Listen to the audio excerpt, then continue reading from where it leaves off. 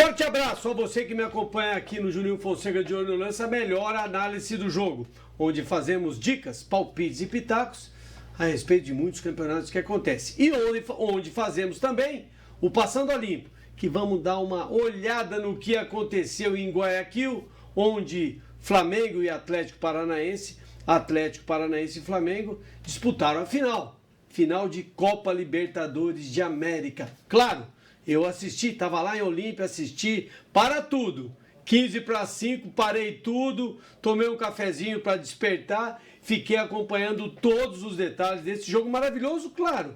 2 clubes brasileiros importantes, clubes já com resultados importantes desta competição. O Atlético Paranaense já havia chegado na final anteriormente contra o São Paulo. Flamengo, bicampeão da Libertadores, tentando a terceira fatura, que ia ser muito importante. Jogo forte, jogo difícil, com participações do VAR, com participações da arbitragem, com participação de jogadores importantes, participação de jogador que decide, que arma a jogada, que presenteia, que faz o cruzamento, enfim. Mas antes de fazer o meu comentário desta final aqui no Passando a Limpo, eu vou convidar o meu parceiro Thiago Cotrim, que ele preparou um vídeo aí para que a gente possa curtir tudo aquilo que ele achou, ouviu e acompanhou, porque ele também assistiu o jogo. Liguei para ele: amigão, assiste o jogo para você comentar no Passando a Limpo. Vamos ver o que o Thiago falou. O Thiago falou da vitória. Flamengo 1, Gabigol, Atlético Paranaense 0, vitória que deu ao Flamengo a terceira Copa Libertadores de América, muito comemorada. Vamos ouvir o Thiago. Opa, e aí pessoal que acompanha o canal Juninho Fonseca de Olho no Lance, aqui quem fala é o Thiago, né, um dos comentaristas que participam constantemente aí com o Juninho. Teve alguns problemas lá na rádio, mas a gente não podia deixar de falar um pouco sobre a final da Libertadores, né, não podia deixar de trazer isso, talvez o jogo mais importante dentro do cenário do futebol sul-americano, né, nesse ano, juntando o futebol brasileiro e sul-americano, enfim. Né, o título do Flamengo, o Flamengo chega ao tricampeonato da Libertadores, né, e algumas informações, alguns detalhes que eu queria trazer para vocês, primeiro sobre o lado do Atlético, né, que começou bem, começou marcando bem, muito atento, não tinha medo de encarar o Flamengo, teve algumas chances, uma bola do Alex Santana ali quase na pequena área que passou muito perto do travessão do Santos, né, enfim. E aí a expulsão do Pedro Henrique acabou ajudando demais o Flamengo, né, os atletas do Atlético falaram que não foi isso que definiu o resultado e tudo mais, porque, claro, são companheiros dele, eles vão defender o Pedro Henrique, né, não vão criticar, apontar o dedo nem nada, né, porque ele é um dos responsáveis pela defesa sólida do time, pelo início de construção de jogada, e foi importante para chegar até essa final aí, foi importante para o Furacão, sim, o Pedro Henrique. Né, sobre a expulsão, eu acho que a segunda falta, caso ele não tivesse cartão, era uma falta compreensível, né, porque ele é um cara rápido, que tem um bom carrinho, tem a perna grande, tem um bom tempo de bola, né, e se ele não faz o carrinho, se ele não faz a falta, não dá o carrinho, o Ayrton Lucas ia chegar pro fundo, dentro da área, ia ter mais espaço ainda para fazer um cruzamento, ou até um passe ali, uma assistência para um eventual gol do Flamengo, que saiu um pouco depois, mas a primeira falta que ele fez, né, uma rasteira por trás do Gabi, que já tinha tocado a bola para trás, estava de costas para a área, sem necessidade nenhuma, acho que foi para mostrar, tô aqui, não vai ser fácil, não vai ser mole, acabou prejudicando. Tendo esse cartão amarelo, eu não acho inteligente ele dar o carrinho que ele deu, porque aquele carrinho, se não for perfeito, você vai tomar cartão, porque é um lance de cartão amarelo. Enfim, então eu acho que a expulsão foi correta, sim, claro, os 2 cartões bem aplicados. E o gol, a jogada do Everton Ribeiro, que, na minha opinião, na Copa do Brasil, nas finais, já tinha se garantido ali na Copa do Mundo, né, pelo menos entre os 26, né, talvez não fosse estar na lista mais reduzida, mas assim ele se garante, deu assistência pro gol com o pé direito, uma bola que cruza a área, e o Gabigol, que o termo impipocável, né, que a gente usa no futebol, porque é impressionante esse cara em decisões, os números dele são bizarros pelo Flamengo em finais, ele chegou a 29 gols, empatou o Luizão, né, centroavante que era o maior artilheiro entre os brasileiros, né, na Libertadores, né, porém o Gabigol empatou, mas o Gabigol são 3 finais de Libertadores, 4 gols, né, 2 gols na virada histórica contra o River Plate lá no Peru. Aí ele fez o gol, né, na final do ano passado lá no Uruguai contra o Palmeiras. E agora faz o gol mais uma vez gol do título, muito decisivo. Empata o Luizão com o Luizão, eu acho decisivo. Empata o Luizão com o Luizão, eu acho que é muito justo. Ele deve ter um tempo ainda de futebol pelo Flamengo, né, então ele tem tudo para se isolar nessa artilharia. E como eu já tinha dito em algum programa, né, um pouco mais atrás, ele teve uma humildade muito grande Não me lembro agora se foi o Everton Ribeiro ou o Arrascaeta que comentaram a humildade que o Gabi teve de abrir mão de ser o principal finalizador, de ser o principal artilheiro do time para ajudar na construção, né? Porque o Pedro também tem qualidade para construir, só que o Pedro é um finalizador melhor do que o Gabi, e o Gabi é um construtor melhor do que o Pedro, o jogo deles se completam demais. O Gabigol, para mim, hoje, indiscutivelmente, ele está atrás apenas do Zico, né? Que o Zico, assim como o Pelé no Santos, é mais que o ídolo, é uma entidade, é quase inimaginável que alguém vai ultrapassar esses dois no quesito ídolo. Né, da equipe do Flamengo, tem Adriano Imperador, entre outros nomes, mas acho que o Gabigol se coloca numa prateleira absurda, né, entre os principais jogadores da história da Libertadores também, né, não é só do Flamengo nem nada. Enfim, o Flamengo mereceu o título, foi superior, o Atlético só teve força no segundo tempo quando o Terans entrou, parece que o Filipão teve um receio de já sair logo de cara e o Flamengo matar o jogo na parte inicial do segundo tempo, então eu acho que faltou um pouco de agressividade para a equipe do Furacão nesse segundo tempo. Mas enfim, o título merecido para o Flamengo. Aí tem aquela história de que pode dar Flamengo e Real Madrid no Mundial, o Vinícius Júnior reencontrando o Flamengo, enfim, isso é coisa um pouco mais para frente. E o detalhe, né, que com a saída do Diego no final do ano, a 10 fica vaga. Aparentemente ela foi oferecida para o Arrascaeta, não sei até que ponto essa informação é verídica, mas foi oferecida, ele recusou, ele se sente confortável com a 14, e aí foi oferecida para o Gabi, onde o Gabi disse que aceita, mas que ele vai ligar para o Zico, né, um sinal de respeito. Aconteceu isso com o zagueiro Koulibaly, agora que ele foi para o Chelsea, que pegou a 26, que ele usava no Napoli. Na Napoli, ele ligou para o John Terry, ídolo da história do Chelsea, principal zagueiro da história do clube lá de Londres, pedindo a permissão. O Terry permitiu. Assim, o Gabigol vai fazer isso com o Zico, vai pedir a camisa 10. Né? Então, eu acho que é uma atitude bacana. Acho muito difícil o Zico recusar, né? Porque o Zico é uma pessoa muito boa, muito do bem, e sabe que o Gabi merece vestir a camisa 10 agora que ele é um construtor. E aí a 9 do Gabi passaria para o Pedro. Essas são as minhas informações aí, que eu queria falar um pouco dessa final. Né? No programa a gente falaria um pouco mais, mas sendo bem direto, trazendo as principais informações, isso que eu queria falar aí. Então, forte abraço aí para quem acompanha a gente nesse canal aí do Juninho Fonseca de Olho no Lance. Tamo junto e daqui a pouco a gente volta. Pessoal, ouviram o Thiago? Cheio de detalhes, né? Rapaz, se deixar ele vai falar o dia inteiro.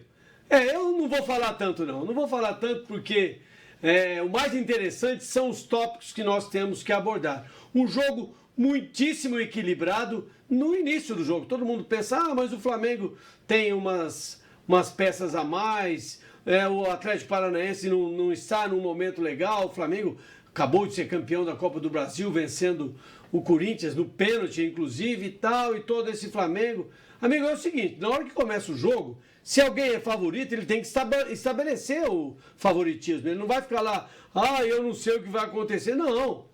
Tem que estabelecer, tem que jogar bem, tem que produzir. Mas não foi isso que aconteceu. Porque o início do jogo, ele pertenceu ao Atlético Paranaense. Eu estava até olhando aqui nos melhores lances, cara, que nos melhores lances, que a gente vê o replay, né? O replay do jogo, 2 jogadas super perigosas para o Atlético Paranaense. Com 11 minutos, uma finalização pela direita. Rapaz, quase gerou o pênalti.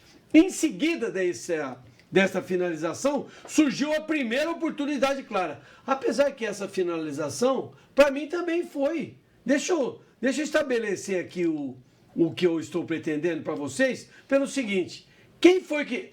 Essa bola de 11 minutos, eu vou trazer aqui o meu computador rapidamente, porque eu não posso deixar de comentar a finalização. Quem foi que finalizou? Olha lá. Todo aqui, tô vendo. Uma jogada perigosíssima que mostrou já a presença do goleiro Santos. O goleiro Santos do Flamengo, que pertencia ao Atlético Paranaense, manda... Rapaz, eu gosto desse atleta e fatalmente, para mim é um goleiro nível seleção, amigão. Eu não tenho dúvida nenhuma. Deixa eu ver, Qual foi a jogada? Aqui, Alex Santana. Primeiro teve a Vitinho. Davi Luiz vacilou, quase fez o pênalti e o Vitinho chutou. O goleiro Santos defendeu. Bola foi para a lateral. No arremesso lateral, a bola sobrou para o Alex Santana. Ele bateu assim, meio estilo Pedro Rocha. Aquele Pedro Rocha que jogou no São Paulo, foi por cima. Eu falei, rapaz, será que o Atlético faz um gol à frente? Porque tem uma coisa no futebol que eu acho interessante, gente, é que eu gosto quando sai um gol. Eu já expliquei para vocês, filosoficamente, quebra-se aquele encanto que os times estão brigando pela mesma coisa. Aí não tem mais os brigarem pela mesma coisa. Você vai dizer, mas Juninho, como assim? O Flamengo está brigando para ser vencedor, o Atlético Paranaense também está brigando para ser vencedor. Mas se sai um gol, um já tem um resultado.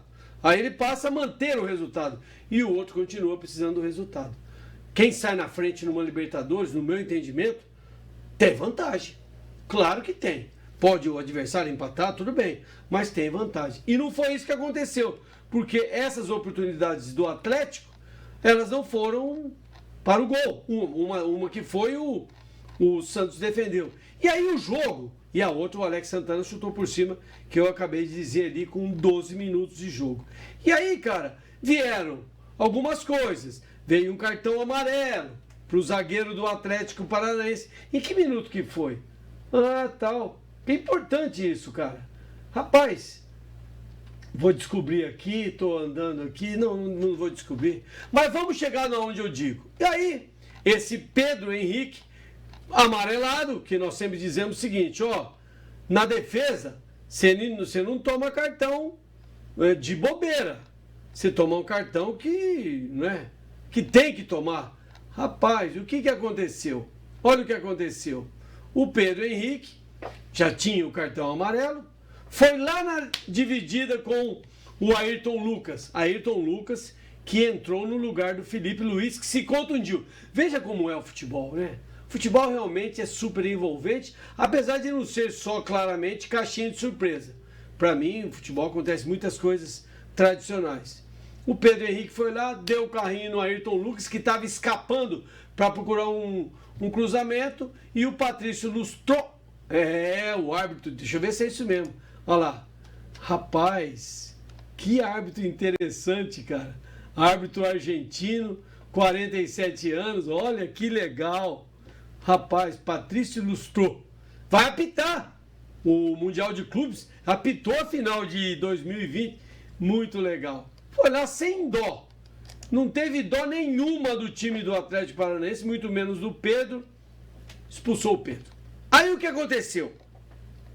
O Atlético Paranaense pensou o seguinte, vamos esperar, isso 40, deixa eu confirmar, 42 para 43 minutos. O Atlético Paranaense pensou o seguinte, isso eu acho, tá? Vamos esperar o intervalo para fazer a substituição, porque o garoto Matheus começou a se aquecer, só que não entrou. Ficou ali e tal, eu tô vendo os comentários aqui, aquela coisa, não entrou. O que aconteceu? O Flamengo foi à frente, uma jogada em que o Everton Ribeiro fez uma viradinha, essa viradinha que o atleta está olhando para lá e faz uma girada de 90 graus e passa a olhar para o outro lado, se o defensor for na conversa, o cara escapa. E foi isso que aconteceu. O Everton Ribeiro pegou uma bola meio apertada, uma bola espirrada da defesa do Atlético Paranaense, pegou a bola ali na reta da linha da grande área, essa reta paralela, tal, por ali, estava voltando para o meio campo, numa coisa assim de tranquilidade, daí a pouco girou, fez a tabela, recebeu a bola no fundo, cruzou. O Gabigol entrou lá atrás, onde fatalmente deveria ter um defensor a mais, que era o Pedro, que não estava, o Fernandinho estava ali dando uma presença e sofreu o gol. Rapaz, foram no árbitro, evidentemente que falaram, não, passa a linha aí, passaram a linha. Ô, meu amigo, eu estou falando da final da Libertadores. Passa a linha e a linha disse o seguinte, Gabigol está atrás do defensor. Ou, nesse caso, atrás do defensor, que era um dos zagueiros lá, que é o Heleno, né? Como é que é o nome desse cara mesmo? É Thiago Heleno, isso. Thiago Heleno estava lá e, rapaz, 1-0 para o Flamengo, tá? E aí, bom, como eu disse, Matheus Felipe, que foi o zagueiro que entrou, no lugar do Alex Santana. Aí eu vou descrever para vocês mais ou menos o segundo tempo, porque o segundo tempo passou a ficar interessante no momento que os times começaram a fazer as trocas. O Atlético já tinha feito uma. Com 11 minutos, entrou o Canóbio, saiu o Vitor Bueno. Entrou o Rômulo, saiu o Vitinho. O Atlético foi fazendo, o Flamengo foi chegando, mas não transformava em 2-0. E o Atlético vai e tenta. Aí trouxe Pablo, aquele que jogou no São Paulo, no lugar do Vitor Roque. Rapaz, aí começou a esquentar o jogo. O Arrascaeta tomou um amarelo. Rapaz, a pressão começou a aumentar. Aí o Flamengo trouxe o Vidal pro lugar do Thiago Maia. Não entendi muito, mas é uma troca. Veio o cartão amarelo do Romo. Enfim, cartão amarelo do Vidal.